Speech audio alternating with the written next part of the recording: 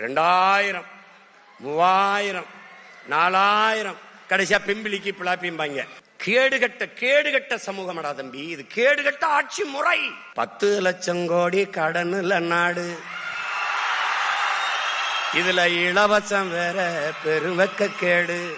தம்பி 10 லட்சம் கோடி கடனுல நாடு, இதுல இலவசம் வேற பெருவெக்க கேடு. பாக்க சகிக்கல சனம்படும் பாடு, இத வளர்ச்சின்னு வாய்கிளிய போடுறான் போடு. என்னம்மா தேவி சக்கம்மா, நாடு நாசமா போகுதே நியாயம்மா. கண்ண தோறந்த பாரம்மா, எங்க கவலைய கொஞ்சம் நீதீரம்மா. ஊழல் லஞ்சத்துல ஊறி கிடக்குறான், உண்மை நேர்மைன்னா என்னன்னு கேக்குறான். ஓட்டுக்கு காசை வாரி இறக்கிறான், உழைக்கி மக்களைத்தான் வயிற்றில் அடிக்கிறான். என்னம்மா தேவி சக்கம்மா, நாடு நாசமா போகுதே நியாயமா. பாதுகாப்புன்னு எதுவுமே இல்ல, பச்சை பிள்ளைக்கும் பாலிகள் தொல்ல. நாட்டுல நடக்குது கொல கொள்ள, இந்த கொடுமையை எங்கேதான் போய் சொல்ல. என்னம்மா தேவி சக்கம்மா, நாடு நாசமா போகுதே நியாயம். தேர்தல் வரும்போது நம்ம மேல ஒரு பாசம் வரும்பாரு, அரிய பாசம். வருஷம் பூரா தண்ணிய போடுறது, சலம்புறது, எல்லா வேலையும் பண்றது. கோயில்ல திருவிழா வந்த உடனே அப்படியே மாலையை போட்டு அப்படியே விரதம் இருந்து அப்படியே தீ மிதிக்கிறது, பக்தியை காட்டுறது. அது கோயில் திருவிழா.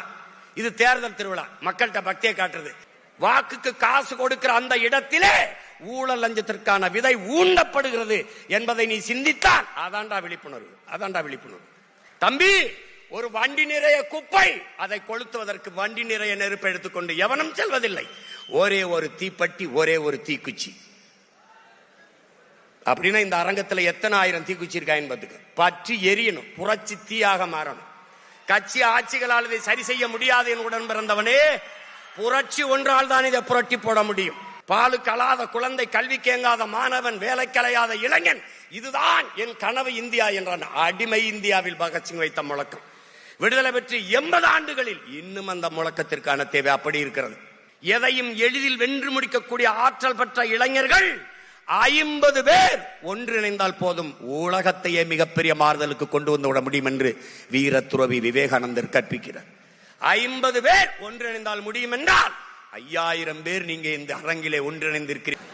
தமிழ் பேராயம் என்ற ஒரு அமைப்பை தொடங்கி அதன் மூலமாக நம்முடைய அன்பு பிள்ளைகளுக்கு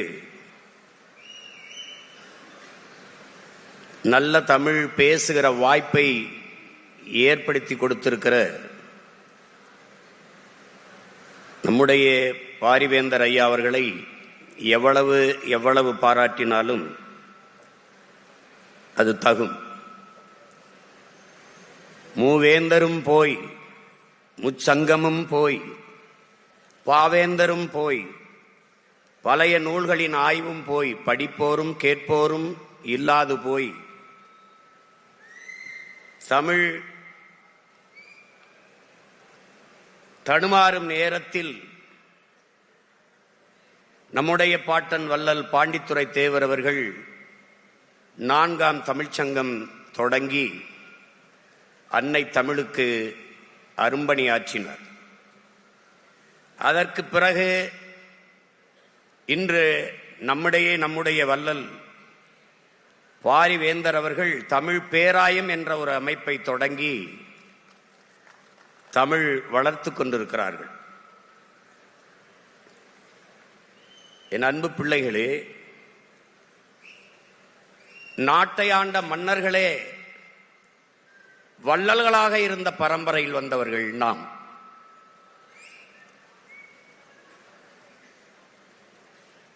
பாரி, ஓரி, பேகன், ஆய், நல்லி, அதியமான் என்று 7 வள்ளல்களை கொண்ட இனத்தின் பிள்ளைகள் நாம். அதிலே ஆகச் சிறந்த வள்ளல்களாக பாரியும் பேகனும் போற்றப்படுகிறார்கள். அதற்கு காரணம், ஒருவன் கேட்டு கொடுப்பது கொடைதான். ஆனால் கேட்கும் போது அவன் தன் தன்மானத்தை இழந்து விடுகிறான். அதனால் அது ஆகச் சிறந்த கொடை அல்ல. கேட்காமல் கொடுப்பதும் கொடைதான். ஆனால் அதனிலும் சிறந்த ஒரு கொடை இருக்கிறது. அதுதான் கேட்கும் திறனற்ற உயிர்களுக்கு கொடுக்கிற கொடை. அப்படி மயிலுக்கு போர்வையை கொடுத்தான் பேகன். மயில் போர்வையை கேட்கவில்லை. குளிரில் நடுங்குகிறதோ என்று அஞ்சி கொடுத்தான். முல்லைக்கு தேரை கொடுத்தான் பாரி. 326 கிராமங்களை நாட்டு குடிகளுக்கு கொடையாக கொடுத்தான். அவன் வள்ளல் என்று போற்றப்படவில்லை. ஒரே ஒரு முல்லை கொடிக்கு தேரை கொடுத்தான். ஊரையே கொடுத்தான், போற்றப்படவில்லை. முல்லை கொடிக்கு தேரை கொடுத்தான், வள்ளல் என்று போற்றப்படுகிறது. அவன் முல்லை கொடிக்கு தேரை கொடுத்தான். இன்று நம்முடைய வள்ளல் பாரி வேந்தர் அவர்கள் தமிழ் குடிக்கு கல்வியை கொடுத்து கொண்டிருக்கிறார்கள்.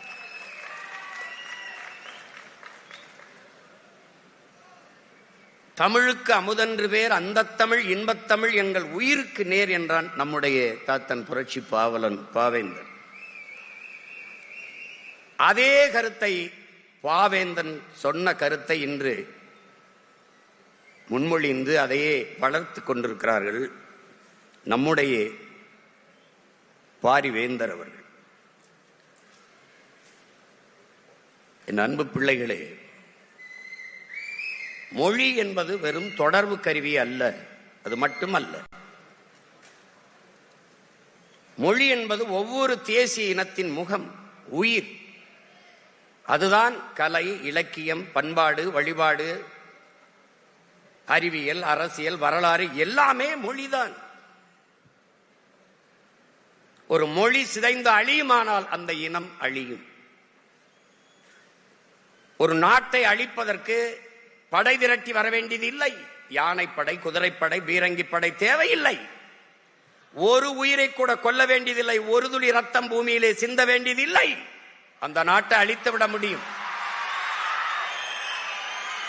எப்படி அழிக்க முடியும்? முதலில் அவன் மொழி அழித்து விட்டால் அவனுடைய கலை, இலக்கிய, பண்பாடு, அடையாளம் அழிந்துவிடும்.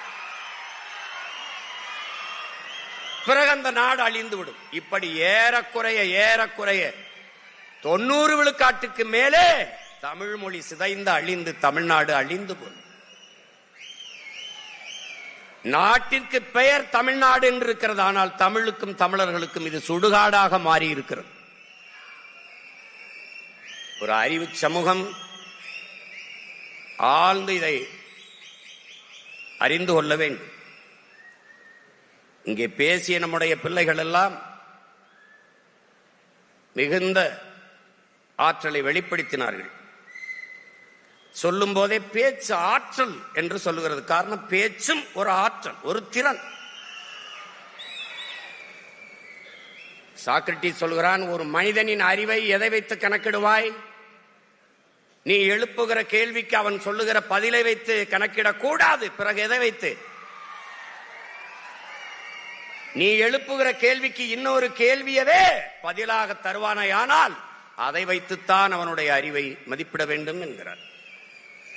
நம்முடைய பிள்ளைகள் பேச்சு திறனில் மட்டுமல்ல, தர்க்க அறிவிலும் வாத திறமையிலும் ஆற்றல் பெற்றவர்களாக இருப்பதை நாம் அறிந்தோம். நிகழ்ச்சியிலே பங்கு பெற்ற அத்தனை பிள்ளைகளுக்கும் என்னுடைய நிறைந்த அன்பும் வாழ்த்துக்களும். இங்கே முதலாவதாக வந்தவர், இரண்டாவதாக வந்தவர் தான் வெற்றியாளர் என்றில்லை. போட்டியில் பங்கெடுத்த ஒவ்வொருவனும் வெற்றியாளன் தான். பேச்சு என்பது ஒரு ஆகப்பெரிய கலை. தன் எண்ணத்தை வெளிப்படுத்தும் ஒரு கண்ணாடி தான் பேச்சு.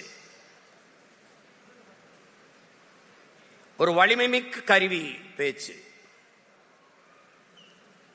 ஒரு எளிய மகன் உங்கள் முன்னாடி நிற்கிற உங்கள் உடன் பிறந்தவன் ஒரு எளிய மகன். ஒரு பின்புலமும் இல்லை, பொருளாதாரம் இல்லை, ஒரு ஊடக ஆதரவும் இல்லை. ஒற்றை மகனாக தமிழகத்தின் வீதிகளில் கத்தி கத்தி கத்தி பேசி பேசி 36 லட்சம் வாக்குகளை பெற்று 3வது பெரிய அரசியல் கட்சியாக வளர முடியும் என்றால் காரணம் பேச்சு.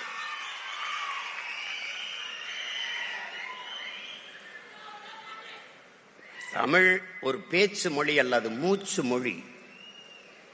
மூச்சு மொழி. என் அன்பு பிள்ளைகளே, மூச்சு மொழி.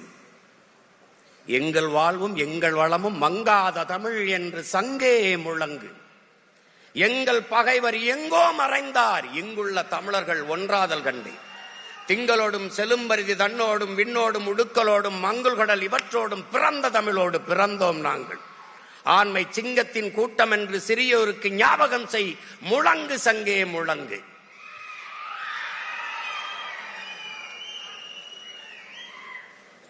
வெங்கொடுமை சாக்காட்டில் விளையாடும் தோளங்கள் வெற்றி தோள்கள். கங்கையை போல் காவிரி போல் கருத்துக்கள் ஊறும் உள்ளம் எங்கள் உள்ளம். வெங்குருதி தனில் கமழ்ந்து வீரம் செய்கின்ற தமிழ் எங்கள் மூச்சாம் என்று மூச்சுங்கிற தமிழ். அதாவது ஒரு பேச்சு மொழி அல்ல, அது மூச்சு மொழி. சொல்லுங்கள் என் அன்பு பிள்ளைகளே, சொல் தமிழா சொல். அதில் சொல்லுங்கள், நீங்கள் உலகத்தின் தலை சிறந்த இனத்தின் பிள்ளைகள் என்ற பெருமிதத்தும் திமிரோடும் சொல்லுங்கள். நாங்கள் தமிழர்கள், உலகிலே ஆகச் சிறந்தவர்கள். சூலியசீதர் சொல்றான், அடுத்தவன் எழுந்து உன் தகுதியை அறிவிக்கிற வரை காத்திருக்காதே, நீயே எழுந்து சொல் நான் ஆகச் சிறந்தவன் என்று. தமிழன் பெருமைக்குரியவன், காரணம் தமிழ் பெருங்குடியில் பிறந்ததனாலேயே தமிழன் பெருமைக்குரியவன் என்கிறார் புரட்சிப்பாவலர். ஏன் எல்லோரும் மானுட நேயம் பேசிக் கொண்டிருந்த காலத்தில் தமிழன் உயிர்மை நேயம் பேசினான். பிறப்பு ஒக்கும் எல்லா மனிதருக்கும் என்று பிறப்பு ஒக்கும் எல்லா உயிருக்கும் என்றான். பகுத்துண்டு பல் உறவுகள் ஓம்புக என்று சொல்லாது, பகுத்துண்டு பல் உயிர்கள் ஓம்புக என்றான். உலகு உலகு உலகு என்று உலகம் தழுவி நேசித்து நின்ற மாண்பு கண்ட மக்கள் தமிழர்கள் என்பதை சொல் தமிழா சொல், நிமிர்ந்து சொல். வாடிய பயிரை கண்ட போதெல்லாம் வாடினேன் என்கிறான் வள்ளலார் பெருந்தகை. பயிருக்கும் உயிர் இருக்கிறது என்று வாடி நின்றவன் நம் முன்னவன். காக்கை குருவி எங்கள் சாதி, நீல் கடலும் மலையும் எங்கள் கூட்டம். நோக்க நோக்க களியாட்டம் நோக்கும் திசையெல்லாம் யாமின்றி வேறில்லை என்கிறான் பெரும்பாவளன் பாட்டன் பாரதி.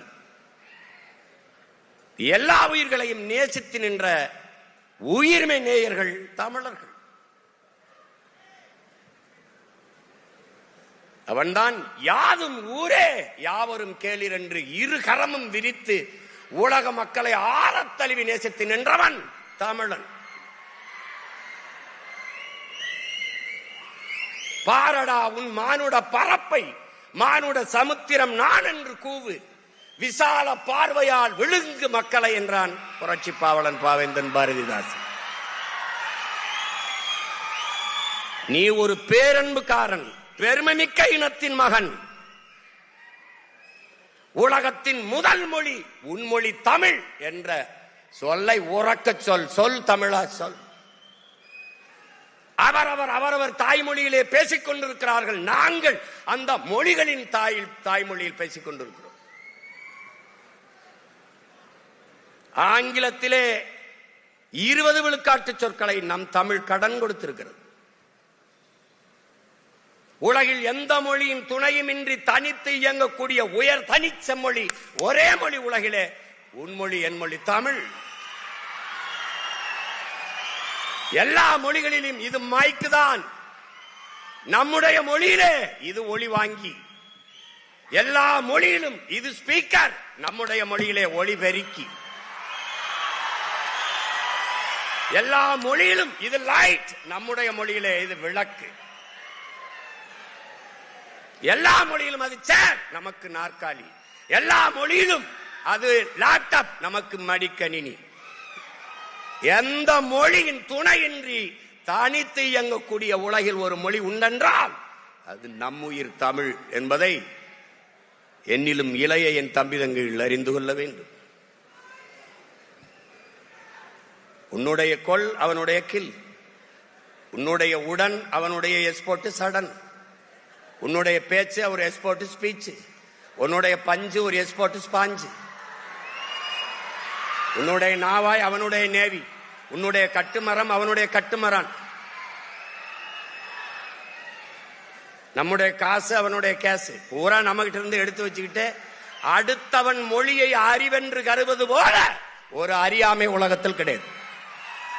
அவன் மொழி அப்புறம் எனக்கு அறிவாகும். ஆங்கிலம் அறிவல்ல, ஒரு மொழி. English not a knowledge, it's a language என்பதை அறிவு சமூகம் புரிந்து கொள்ளும். அது ஒரு மொழி, அவ்வளவுதான். ஒரு நிலைப்பாட்டை என் உடன் பிறந்தார்களே, என் உயிர் தம்பி தங்கைகளே, நாம் ஒரு நிலைப்பாட்டை கொள்ள வேண்டும். என்னது? உலகின் எம்மொழியும் கற்போம் நாங்கள் வாழ, எங்கள் மொழி தமிழ் கற்போம் எங்கள் இனம் வாழ என்ற கோட்பாட்டை ஏற்கும். எல்லா மொழிகளையும் கற்றுக்கொள்வோம், விரும்பினால் தேவை ஏற்பட்டால் கற்றுக்கொள்வோம். ஆனால் எம்முயிர் தமிழ் மீது உயிருக்கு மேலாக பற்றுக்கொள்ளும். இந்த அரங்கிலே எத்தனை சாளரங்கள், எத்தனை ஜன்னல்கள், அத்தனை ஜன்னல்களாக உலக மொழிகளை வைத்துக் கொள்வோம். ஆனால் நுழைவாசலாக இருக்கிற தலைவாசலாக எங்கள் உயிர் மொழி தமிழை வைத்துக் கொள்வோம். தாய்மொழி தெரியாது நீ என்ன கற்று கல்வியாளனா வந்தாலும் நீ அறிவற்றவன் தான். பெற்ற தாயை அடையாளம் தெரியலன்னா அவனை எப்படி மனுஷனா மதிப்பில? உலகில் தாய்மொழியில் கற்றவன் எல்லாம் படைக்கிறான் என் உடன் பிறந்தவனே, தாய்மொழியில் கல்லாதவன் பயன்படுத்துகிறான். உலகில் எல்லா நாடும் மேடினா இருக்கு. Made in Singapore, made in China, made in Japan, made in France, made in America. ஆனால் உன்னாடு மட்டும் மேக் இன் இந்தியாவா இருக்கு. மேக் இன்.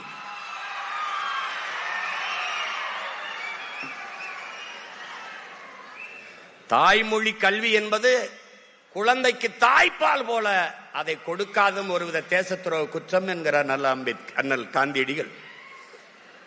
அறிவார்ந்த என் தம்பி தங்கைகளை புரிந்து கொள்ள வேண்டும். தமிழ் என்பது வெறும் மொழி அல்ல, நம் முகம்.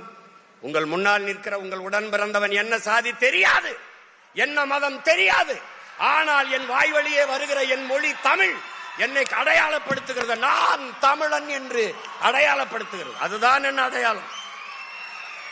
நீ உலகின் எந்த ஓரத்திற்கு சென்றாலும் நீ யார் அவன் கேட்பான், ஹூ ஆர் யூ. அங்க போய் ஐ ஆம் மேன்லாம் சொல்லிட்டு கூடாது. அப்புறம் குரங்கு நினைச்சு கேட்கிறேன், அப்படி இல்லை. நீ எந்த மொழியில் பதில் சொல்கிறாய் என்பதை பார்ப்பதற்காகவே அந்த கேள்வி எழுப்புகிறான். உலகில் எங்கு போ, ஐ ஆம் பிரான்ஸ் கிடையாது, ஐ ஆம் பிரெஞ்சு, அப்படிதான் கை குலுக்குவான். இங்கிலாந்துக்கு போ, பிரிட்டனுக்கு போ, ஐ ஆம் பிரிட்டிஷ் கிடையாது, ஐ ஆம் இங்கிலீஷ், அப்படிதான் அறிமுகப்படுத்துவான். ஏன்னா அதுதான் அவன் அடையாளம். எழுதுங்கள் என் நெற்றியில் நான் இஸ்லாமியன் என்று இன்று முகமது தர்வீசும் விளக்கத்தை முன்வைக்கவில்லை. என் உடன் பிறந்தவனே, எழுதுங்கள் என் நெற்றியில் நான் அரேபியன் என்று. அப்படிதான் எழுதினான், அப்படிதான் முழக்கத்தை முன் வச்சான். அதுதான் நம்ம அடையாளம். அதை விட்டுறக்கூடாது. மொழி அழிந்தால் மொழியை பாதுகாத்த இனம் கடுகளவு இருந்தாலும் மொழியை பாதுகாத்த இனம் மலையளவு உயர்ந்து வாழுங்கிறான். மொழியை அழிய கொடுத்த இனம் மலையளவு இருந்தாலும் கடுகளவு சிறுத்து வீழுங்கிறான்.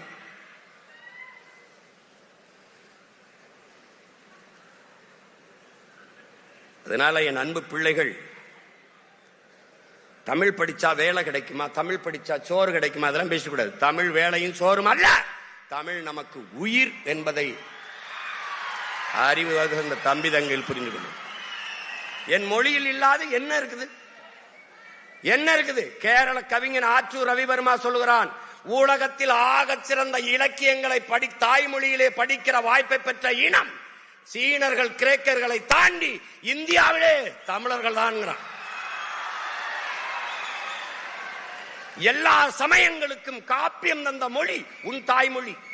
உமரப்புலவர் எழுதிய சீராபுராணம் இஸ்லாமிய மக்களுக்கு, வீரமாமுனிவர் ஜோசப்பஸ்கி தந்த தேம்பாவணி கிறிஸ்தவர்களுக்கான காப்பியம், சிலப்பதிகாரம் பௌத்த காப்பியம், எழுதிய இளங்கோவடிகள் சமண துறவி.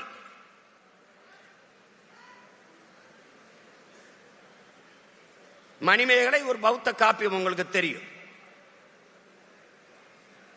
மூவேந்தரையும் இணைச்சு, சோழ நாட்டில் பிறந்து பாண்டி நாட்டில் இறந்து சேர நாட்டில் தெய்வமாயி போனால் கண்ணகி பெருமாட்டி, மூன்று வேந்தரையும் இணைத்து ஒரு மாபெரும் காப்பியத்தை தந்தவன் இளங்கோவடிகள். இதுல என்ன இல்ல, பகுருளி ஆற்றுடன் பன்மலை அடுக்கத்து குமரிக்கோடும் கொடுங்கடல் கொல்ல வடதிசை கங்கையும் இமயமும் கொண்டு தென் திசை ஆண்ட தென்னவன் வாழி உன் வரலாற்று பதிவு செய்கிறான். மருங்கு வண்டு சிறந்த ஆர்ப்பம் மணிப்பாட இது பொறுத்து கருங்கையில் கண்விழித்து ஒழுகி நடந்தாய் வாழி காவேரின்னு காவேரியை வரவேற்று பாடுகிறான் இளங்கோ. முல்லையும் குறிஞ்சியும் முறைமையில் திரியும் நல்லி எலுவிழந்து நிலம் நடுக்கமுட்டு பாறை எனும் படிமம் கொள்ளுங்கிறான். எவ்வளவு பெரிய அறிவியல், எவ்வளவு பெரிய புவியியலை பாடுறான் பார். முல்லையும் குறிஞ்சியும் மலையை அழிச்சு காட்டை அழிச்சிட்டீங்கன்னா நிலம் நடுக்குற்று நல் இயல்பை இழந்து பாலை எனும் படிமம் கொள்ளும். இன்னைக்கு என்ன ஆயிருது, ஒரு மலை இல்ல வெட்டி தின்ட்டான். அதுக்கு பேரு குவாரி. வாரி வாரி மலையை மண்ணை அள்ளி திங்கிறதுனால அதுக்கு பேர் குவாரின்னு வச்சுட்டான். அறிவு சமூகம் சிந்திக்க வேண்டாமா? உன்னால் உருவாக்க முடியாத ஒன்றை உனக்கு அளிக்கிற உரிமையை யார் தந்ததுன்னு கேட்கிறான் இயேசு மாஸ்டர். வளங்களை சுரண்டி கொழுப்பதையே வளர்ச்சி என்று கட்டமைத்தவன் யார்? கற்பித்தவன் யார்? காட்டை வெட்டி அழித்தால் நட்டு வைத்து விடலாம், தண்ணீரை உறிஞ்சி வைத்தால் தேக்கி வைத்து விடலாம். ஆனால் மணலையும் மலையையும் யார் உருவாக்குவது? இயற்கையின் அரும்பெரும் கொடை. மழை இல்லாத நிலம் பாலைவனமாகிவிடும் என்கிற அந்த அடிப்படை அறிவில்லாதவர்களுடைய ஆட்சியை கொடுத்து விட்டு அல்லாடி கொண்டிருக்கிறோம்.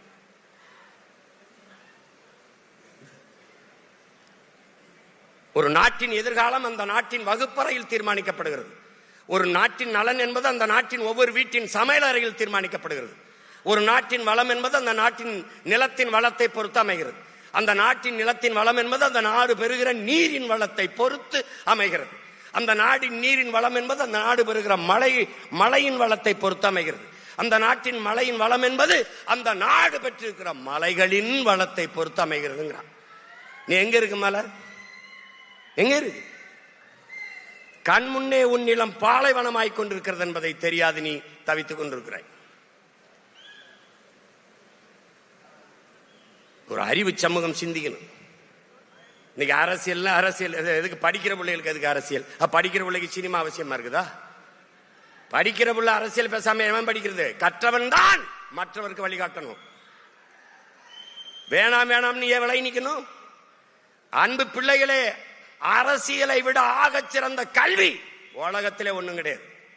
அரசியலை கற்பிக்காது கல்வியே இல்லை. பேசிக்கொண்டிருக்கும் போது நம்முடைய வேந்தரையா சொல்றாங்க, அடுத்ததுல இருந்து நம்ம தொடங்குறோம் அரசியல் கற்பிக்கிறதுக்கு ஒரு பிரிவை நம்ம தொடங்குறோம்னு சொல்றாங்க. அரசியல் படிக்கணும், அரசியல் பேசணும். ஏன்? ஒரு மனிதனின் பிறப்பிலிருந்து இறப்பு வரை அனைத்தையும் தீர்மானிப்பது அரசு. நீ என்ன படிக்கணும், என்ன வேலைக்கு போகணும், அந்த எவ்வளவு சம்பளம், அது எந்த ஊர்ல அந்த பணியை செய்யணும், எல்லாவற்றையும் தீர்மானிப்பது அரசு. பிறப்பு சான்றிதழ் வாங்குவது இறப்பு சான்றிதழ் வாங்குவது வரை அனைத்து முடிவெடுப்பது அரசு. மின் கட்டணம் எவ்வளவு, அரிசி எவ்வளவு, பருப்பு விலை எவ்வளவு, எல்லாவற்றையும் நிர்வகிக்கிறது முடிவெடுப்பது யார்? அரசு. அந்த அரசை தீர்மானிப்பது அரசியல். அறிவியல், புவியியல், வேதியியல், உயிரியல் போல அரசியல் ஒரு வாழ்வியல் என்பதை அன்பு தம்பிதங்கள் புரிந்து கொள்ளும். அப்ப எல்லாவற்றையும் தீர்மானிக்கிற அரசியலை நாம் தீர்மானிக்க வேண்டும்.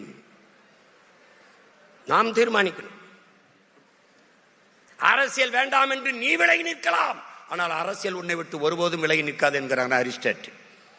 அரசியல் வேண்டாம் என்று நீ விலகி நின்றால் நீ யாரை வெறுக்கிறாயோ அவனுடைய ஆட்சியின் கீழே வாழ நேரிடும் பிளாட்டோ.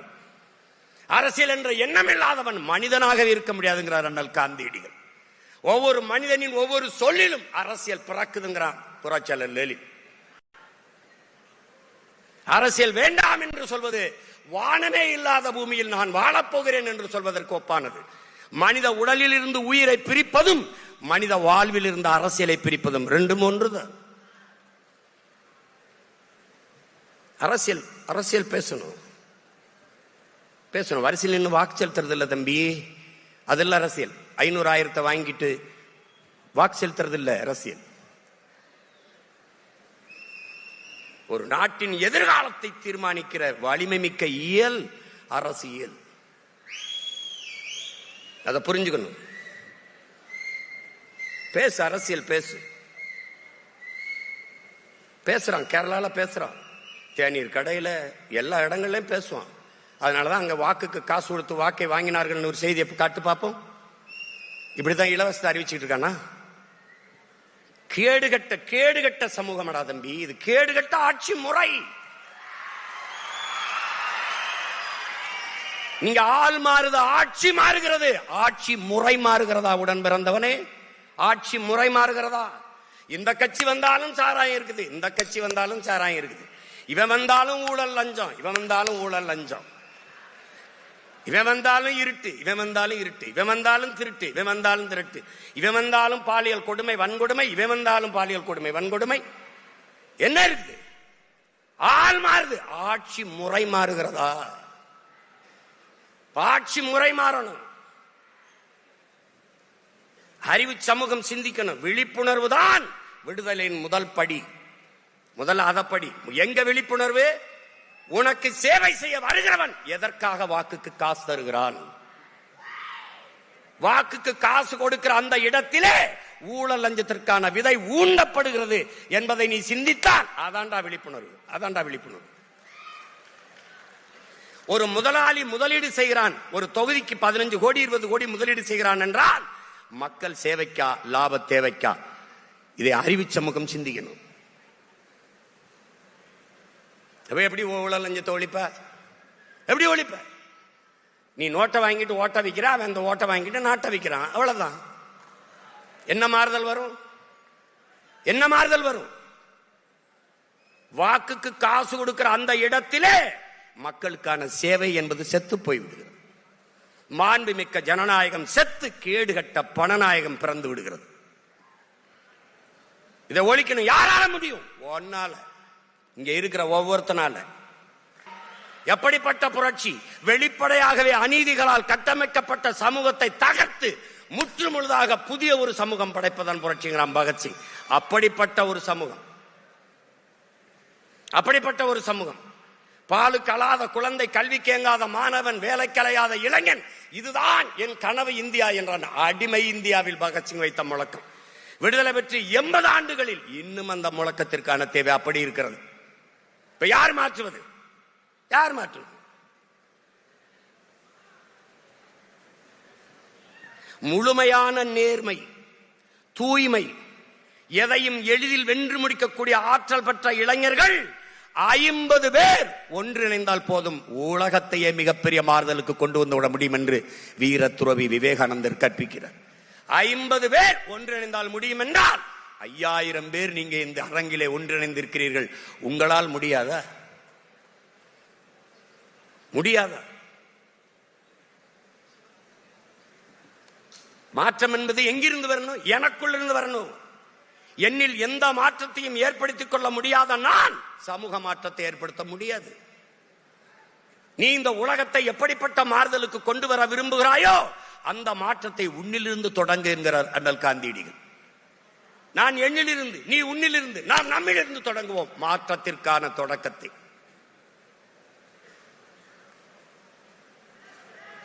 ஒரு அறிவு சமூகம் ஆழ்ந்து சிந்திக்கணும். இலவசம் இலவசம் எல்லாம் கொடுக்கிறான். 5000 ரூபாய் கொடுக்கிறான், 10,000 ரூபாய் கொடுக்கிறான். எங்கிருந்து அவங்க அப்பன் சொத்தை வித்துட்டா கொடுக்கிறான்? எங்கிருந்து கொடுக்கிறான்? என்ன பரம்பரை சொத்தா? எங்கிருந்து கொடுக்கிற?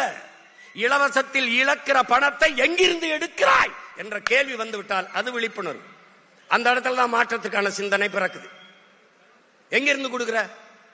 ஆறுதலால் காயங்கள் ஆறுவதில்லை, அழுவதனால் எதையும் அடைந்து விட முடியாது, தூறல்களால் பயிர்கள் விளையாது என்கிறார் நம்முடைய தவத்திருக்குன்றக்குடியில் அடிகளார் அவர்கள். என் தேசத்தை நாசமாக்கிய ஒரே சொல் இலவசம். என்ன இலவசம் கொடுக்கிற? எதுக்கு இலவசம் கொடுக்கிற? 10 லட்சம் கோடி கடனுல நாடு,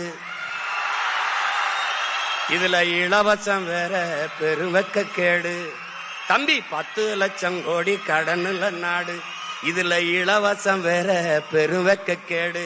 பாக்க சகிக்கல சனம்படும் பாடு, இத வளர்ச்சின்னு வாய்கிளிய போடுறான் போடு. என்னம்மா தேவி சக்கம்மா, நாடு நாசமா போகுதே நியாயம்மா. கண்ண தோறந்த பாரம்மா, எங்க கவலைய கொஞ்சம் நீதீரம்மா. ஊழல் லஞ்சத்துல ஊறி கிடக்குறான், உண்மை நேர்மைன்னா என்னன்னு கேக்குறான். ஓட்டுக்கு காசை வாரி இறக்கிறான், உழைக்கி மக்களைத்தான் வயிற்றில் அடிக்கிறான். என்னம்மா தேவி சக்கம்மா, நாடு நாசமா போகுதே நியாயமா? பாதுகாப்புன்னு எதுவுமே இல்லை, பச்சை பிள்ளைக்கும் பாலிகள் தொல்ல. நாட்டுல நடக்குது கொலை கொள்ள, இந்த கொடுமையை எங்கேதான் போய் சொல்ல? என்னம்மா தேவி சக்கம்மா, நாடு நாசமா போகுதே நியாயமா?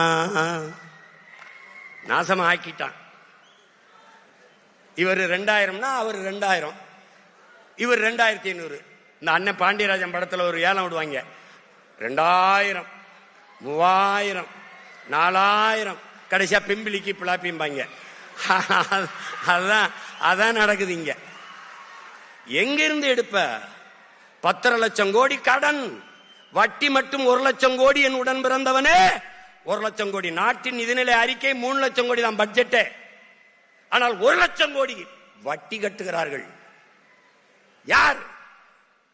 ஒரு கடன் பெறுகிறவன் என்ன பண்ணுவா? உன்னை ஈடு கேட்பான். ஒரு அடமானமா சொத்தை கொடு, இல்ல கட்டடத்தை, எதை வீடு எதையாவது காட்டணும். இவர்கள் எப்படி கடன் பெறுகிறார்கள்? எப்படி? ஒன்னு மண்ணின் வளத்தை வைக்கணும், இல்ல மக்களின் நலத்தை வைக்கணும். மக்களின் வரியை 3 முறை மின்கட்டணம் உயர்ந்திருக்கு இந்த ஆட்சியில மட்டும். 3 முறை. சகிக்க முடியாத மின்கட்டண உயர்வு, சொத்து வரி உயர்வு. அப்புறம் இலவச பேருந்து. இப்படி இலவச பேருந்துனா 1 லட்சம் கோடி ஏற்கனவே அதில் கடன் இருக்கு, இழப்பு இருக்கு. இலவச பேருந்து யார் கேட்டது? தரமான பேருந்து தான் கேட்கிறோம். அந்த பேருந்து ஓட்ட பாதை இருக்கா, சாலை இருக்கா, சாலையா இருக்கா, சவக்குழியா இருக்கா? யார் இதெல்லாம் கேட்கறது? யாரு கேட்கறது சொல்லு. முன்னாடி ஒரு விளம்பரம் வரும், பைக் உந்தூர்ல இருக்குல்ல, அதுக்கான சாக்கப் சார், அதுக்கு ஒரு விளம்பரம் போட்டுருந்தான். இப்ப கூட வரும்னு நினைக்கிறேன். ஒரு பெண், ஒரு பொம்பளை பிள்ளை என்ன பண்ணு, 4 குடத்தை அப்படி வச்சுக்கிட்டு நிற்கும். அவன் ஒரு மோட்டர் சைக்கிள் இப்படி வருவான், உந்தூரில் வருவான். வந்தவொடனே அது கையை காட்டும், ஏத்திக்கிடுவான், குடத்தை பிடிச்சுக்கிறோம். அதாவது குண்டும் குழியுமா இருக்கிற பாதையில கூட கீழே விழாம அந்த அப்படி அப்படி குளிங்க குளிங்க அழகா போகுதுன்னு சாக்கப் சார் விளம்பரம். இப்ப நம்ம கிட்ட சொல்ற, பைத்தியக்கார பயல, பாதைய ரோட ஒழுங்கா போடுறா, ரோட ஒழுங்கா போடு. குண்டும் குழியுமா இருந்தா கூட பள்ளமேட்டுல கூட அப்படி விழாவிடாம அந்த வண்டி போகுதுன்னு விளம்பரம். எப்படி இருக்கு? எங்கே போகுது இந்த நாடு? எங்க போகுது? 196 லட்சம் கோடி நம்ம நாடு, இந்திய நாடு பெற்றிருக்க கடன். பிறகு ஒவ்வொரு மாநிலமும் 10 லட்சம் 15 லட்சம் கோடிகளை பெற்றால் 500 கோடி கிட்ட வருது. என் அன்பு பிள்ளைகளே, ஒரு கடன் பெற்று கடன் சுமையை கட்ட முடியலன்னா வீடே விஷம் குடிச்சு செத்ததற்கு, தற்கொலை பண்ணி செத்ததற்கு வீடு. அப்ப நாடு கடன் ஆயினால் என்ன ஆகும்? ஏன் இதை அறிவு சமூகம் சிந்திக்கிறது இல்ல? இப்படி கடன் பெற்று இந்த 5 ஆண்டு கால ஆட்சியில மட்டும் 4.5 லட்சம் கோடி கடன். கேள்வி என்ன? கடனை வாங்கி மின் உற்பத்தியில் தண்ணீரை அடைஞ்சிட்டீங்களா? தடையற்ற மின்சாரம் கொடுத்துட்டீங்களா? பயணிக்க நல்ல பாதையை போட்டீங்களா? ரோடு போட்டீங்களா? அருமையான போக்குவரத்தா? இல்ல என்ன கொடுத்திருக்கு? என்ன கொடுத்திருக்கு அரசு? எதையாவது ஒன்றை நாட்டு மக்களுக்கு நிறைவேற்றிருக்கிற ஒரு நலத்திட்டத்தை சிறப்பா ஏதாவது சொல்லு. ஒரு நாடு வளர்ச்சி என்று கட்டமைப்பதே கடனின் வளர்ச்சியை தான். வேற என்ன வளர்ச்சி இருக்கு? இவர்கள் கற்பிக்கிற வளர்ச்சி என்ன? நீ பட்னி எழுந்து செத்தினா கட்டையில எரிக்காம கரண்ட்ல எரிக்கிறது வளர்ச்சி, டெவலப். டெல்லியில ஒரு இது வந்தது, நான் கூட போட்டு காட்டுறேன் பாரு இந்த வாட்டி. ஒரு அம்மா வந்து நிறுத்தத்துல வண்டியை நிறுத்துது. ஒரு பிச்சைக்காரர் வந்து அப்படி கையேந்தி காசு கேட்கிறாரு. அந்த அம்மா கேஷ் நகைங்குது, என்கிட்ட பணம் இல்லைங்குது, ஒன்லி கார்டு, அட்டை தாங்குது. உடனே அவர் பைக்கில் இருந்து ஒரு ஸ்வீப் மிஷின் எடுத்து அப்படி நீட்டுறாப்ல. அந்த அம்மா சிரிச்சுக்கிட்டே அப்படி கிழிச்சு விடுது, அட்டையை கிழிச்சு விடுது. பிச்சைக்காரன் ஸ்வீப் மிஷின் வச்சு பிச்சை எடுக்கிறதல்லடா தம்பி வளர்ச்சி, பிச்சைக்காரனே இல்லாத நாட்டை உருவாக்குவதா வளர்ச்சி. நம்ம எதை நோக்கி நகரம்னு பாரு, எதை நோக்கி நகரம்னு பாரு. இங்கே தேர்தல் அரசியல், கட்சி அரசியல் தான் செய்வார்கள். செயல் அரசியல் கிடையாது, மக்கள் அரசியல் கிடையாது இவர்கள்ட்ட. செய்தி அரசியல், விளம்பர அரசியல் தான் இவர்கள் செய்வார்கள். சேவை அரசியல், செயல் அரசியல் கிடையாது. ஏன் இந்த மாசம் மட்டும்தான், இந்த ஆண்டு மட்டும்தான் கோடை விடுமுறை வருதா? ஏப்ரல் மே இந்த வருஷம் தான் வருதா? அந்த கோடை விடுமுறை செலவுக்கு 2000. ஏன் போன தடவை மே மாசம் வரலையா? கோடை வரல. தேர்தல் வரும்போது நம்ம மேல ஒரு பாசம் வரும்பாரு, அரிய பாசம். வருஷம் பூரா தண்ணிய போடுறது, சலம்புறது, எல்லா வேலையும் பண்றது. கோயிலில் திருவிழா வந்தவொடனே அப்படியே மாலையை போட்டு அப்படியே விரதம் இருந்து அப்படி தீ மிதிக்கிறது, பக்தியை காட்டுறது. அது கோயில் திருவிழா. இது தேர்தல் திருவிழா, மக்கள்கிட்ட பக்தியை காட்டுறது. நான் வந்தா 2000 தாரேன், நான் வந்தா 3000 தாரேன். இங்க தங்கச்சி எல்லாம் பேசுனாங்க, கூட்டணி ஆட்சி தனியா. எந்த ஆட்சியா இருந்தாலும் நல்ல ஆட்சியா இருக்கணும், அதுதான் இங்க முக்கியம். இத்தனை கட்சியை கூட்டி சேர்ந்துக்கிட்டு வர மகாராசா, நீ எதுக்கு ஓட்டு காசு கொடுக்குற? நீ தான் நல்ல ஆட்சி கொடுத்துட்டிய. நல்ல ஆட்சி கொடுத்தா நான் என் ஆட்சியின் சிறப்பை பார்த்து எனக்கு வாக்கு செலுத்துங்கன்னு கேட்க வேண்டியது என்ன? கேட்க மாட்டார்கள். இது அறிவு சமூகம் புரிஞ்சுக்கிறணும் என் அன்பு பிள்ளைகள். மார்க்சிங்கார்கி சொல்றான்ல, போர்க்குணமற்ற உயிரினங்கள் உலகில் பரிதாபகரமானவை, போராட்டமே வாழ்வின் இருத்தலை உறுதி செய்கிறதுங்கிறான். போராடும் போதுதான் மனிதனை பிறக்கிறாங்கிறான். மற்ற இனங்களுக்கெல்லாம் வாழ்க்கையில் எப்போதாவது போராட்டம், நம்ம இனத்திற்கு வாழ்க்கையே போராட்டமாக மாறி நிற்குது. போராட்டமே வாழ்க்கையா மாறி நிற்குது. ஆசிரியர் வீதிக்கு வந்துட்டான், சம்பளம் கொடுக்க முடியல. பகுதி நேர ஆசிரியர் பணி நியமனம் கேட்கிறான். உயிரை காக்கிற மருத்துவர்கள் வீதியில் நிற்கிறாங்க. உயிரை காக்கிற சேவை பெண்கள் செவிலியர்கள் வீதியில் நிற்கிறாங்க. உலகத்திற்கு உணவு கொடுக்கிற வேர்வை சிந்தி விளைய வச்ச நெல்லை கொள்முதல் செய்து சேமிப்பு கிடங்களே சேமிக்காது சாலையில் போட்டு முளைக்க விட்டுட்டீர்களே என்று வேர்வை சிந்தி உழைச்சவன் கண்ணீர் சிந்திக்கு நிற்கிறான் வீதியில. வேளாண் குடிமகன் மீனவன் கடலுக்குள்ளே மீன் பிடிக்கிற உரிமை இழந்து நிற்கிறான்.